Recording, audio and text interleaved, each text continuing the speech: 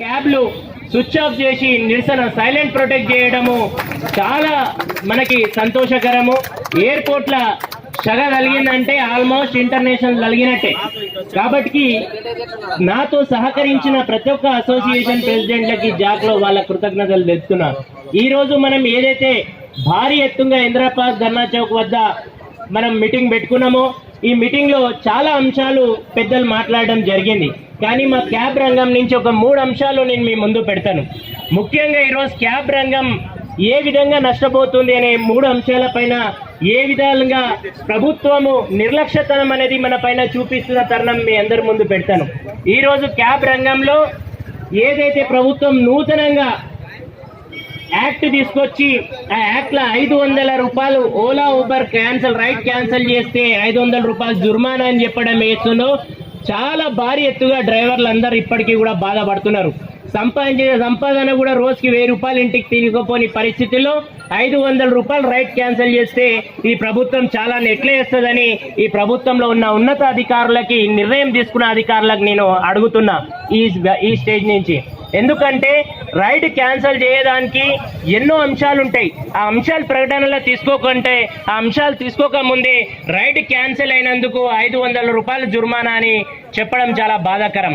అలాగే మన పక్క రాష్ట్రాలలో స్పీడ్ గవర్నర్స్ కింద 2000కి 3000కి కార్లకి స్పీడ్ గవర్నర్స్ బిగిస్తే మన రాష్ట్రంలో విచ్చలవిడిగా 7000 రూపాయలు 8000 రూపాయలు స్పీడ్ గవర్నర్స్ బిగించి తీసుకుంటున్నారు.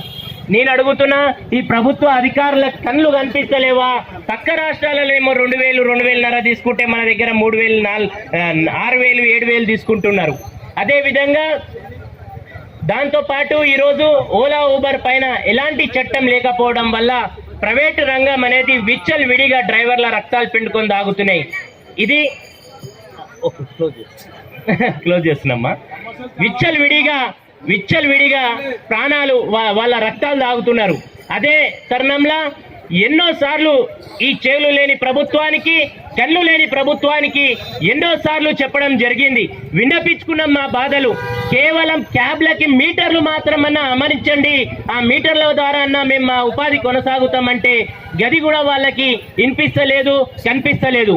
ఈ మొండి ప్రభుత్వాలు, కేంద్ర ప్రభుత్వాలు కానీ రాష్ట్ర ప్రభుత్వం కానీ ఈ ప్రభుత్వాలకి ఏం లేదు. ఎక్కడైతే మన కష్ట జీతాలతో పైకొచ్చే తరుణం ఉందో ఆ వాళ్ళ కష్ట జీతాలకే అడ్డం చేయాలనేదే బడాబాపులకే వాళ్ళు పెట్టెలు అందించాలనే వాళ్ళ తోరినే ఉంటుంది తప్ప.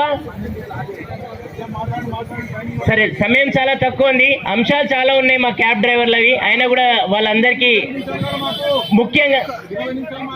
ముఖ్యంగా ఈరోజు ఎన్నో అంశాలు ఉన్నాయి, మాట్లాడదాం మనసిప్పి అనుకున్నాం కానీ సమయ భావన ఉండడం వల్ల మాట్లాడలేకపోతున్నాం. అయినా కూడా ఈ అవకాశం ఇచ్చినందుకు ప్రతి ఒక్కరి కృతజ్ఞతలు తెలుపుకుంటూ మళ్ళొక్కసారి ఈ వేదిక నుంచి ప్రభుత్వానికి ఇప్పటికైనా చెవులారా ఇని కళ్ళారా ఇని మా సమస్యలు తీర్చండి అని ప్రభుత్వానికి మేము విన్నపిస్తున్నాం. జై హింద్.